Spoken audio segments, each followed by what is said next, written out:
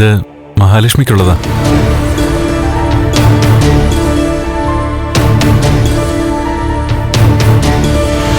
കണ്ണനുള്ളതൊക്കെ ഞങ്ങള് മോളുടെ കൊടുത്തുവിടുന്നുണ്ട്. സ്വന്തമായിട്ട് സ്വർണ്ണക്കട ഉണ്ടെന്നൊക്കെ അറിയാം. എന്നാലും ഇത്രയും സ്വർണം കടയിൽ നിന്ന് എടുത്താ അത് വലിയ നഷ്ടമാവില്ലേ മോനെ? അത് ഞങ്ങൾക്കൊരു നഷ്ടമൊന്നുമല്ല. വിവാഹ മണ്ഡപത്തിൽ താലികെട്ട് നടക്കുമ്പോ വലിയൊരു കുറവുമായിട്ടാ മഹാലക്ഷ്മി അവിടെ എല്ലാവരുടെ മുന്നിൽ നിൽക്കേണ്ടി വരുന്നത്. ആ കുറവ് ഞാനാണ്. അത് നന്നായിട്ട് ബോധ്യമുള്ള എനിക്ക് ഇത്രയെങ്കിലും മഹാലക്ഷ്മിക്ക് തന്നെങ്കിൽ മാത്രമേ സമാധാനം ഉണ്ടാവൂ. പിന്നെ ഈ കല്യാണത്തോടെ മഹാലക്ഷ്മിയുടെ ജീവിതത്തിലെ സുഖവും സന്തോഷമൊക്കെ ഒരു പരിധിവരെ തീരുകയാണ്.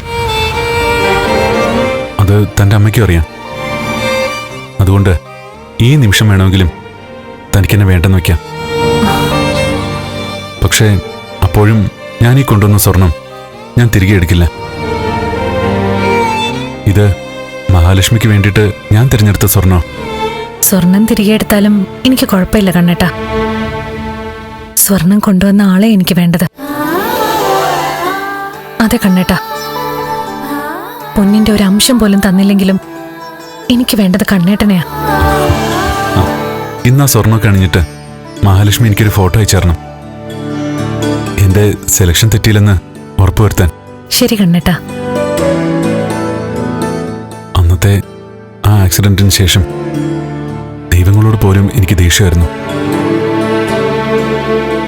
എങ്കിലും ഈ അടുത്ത സമയത്ത് കുടുംബജോത്സ്യം വീട്ടിൽ വന്നപ്പോ കല്യാണത്തെപ്പറ്റി ഞാൻ തിരക്കി. ആ സമയത്ത് അദ്ദേഹം തർപ്പിച്ചു പറഞ്ഞു, മഹാലക്ഷ്മി പോലൊരു പെൺകുട്ടിയെ എനിക്ക് കിട്ടുമെന്ന്. അത് കേട്ട് ഞാൻ മാത്രമല്ല, മനസ്സുകൊണ്ട് എല്ലാവരും ചിരിച്ചു കാണും.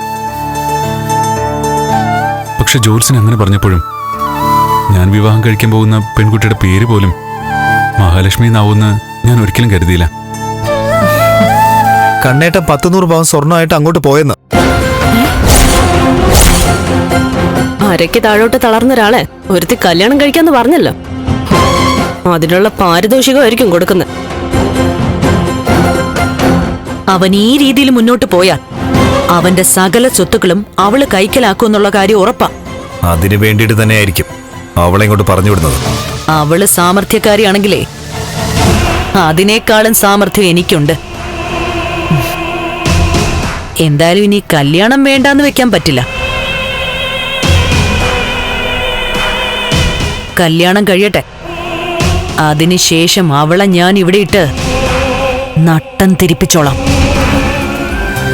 ഇതെന്താ മോളെ, ഒരുങ്ങിയില്ലേ? അത് അവിടെ ചെന്ന് ഗ്രീൻ റൂമിൽ ചെന്നിട്ട് ഒരുങ്ങാച്ചാ. എന്റെ മോളുടെ സൗന്ദര്യം കണ്ട് കമലേശ്വരത്തുകാരൊക്കെ ഒന്ന് ഞെട്ടണം അല്ലേ? പുറപ്പെടേണ്ട സമയമായല്ലോ. ഒരുത്തി എവിടെ?